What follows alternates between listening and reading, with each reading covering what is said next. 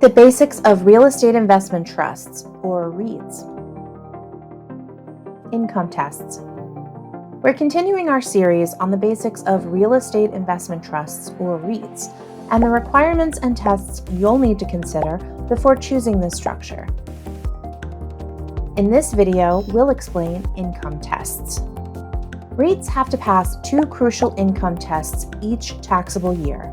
The 75% test requires that at least 75% of a REIT's gross income comes from rents from real property, interest on obligations secured by mortgages on real property or on interest in real property, gain from property sales or other disposition of real property, dividends and gains from other REITs, abatements and tax refunds on real property, income and gain from foreclosure property, amounts received or accrued as consideration for entering into agreements to make loans secured by mortgages on real property or on interests in real property, or to purchase or lease real property, gain from non-prohibited real estate asset sales, and qualified temporary investment income.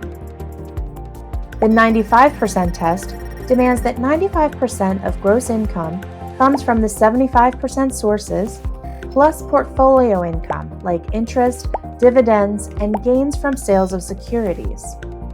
So what if income doesn't fit the test?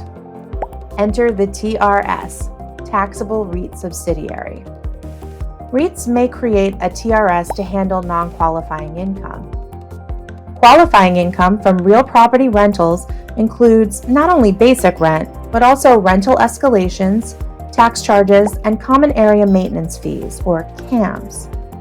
Rents based on gross receipts of tenants may qualify, but rents contingent on profits would not. Annual income tests really matter. Non-compliance can result in a 100% tax on disqualifying income or REIT disqualification, which means being subject to corporate income tax on all of its income. Quarterly reviews can keep REITs on track. To learn more about investing with REITs, subscribe to our channel or visit EisnerAmper.com.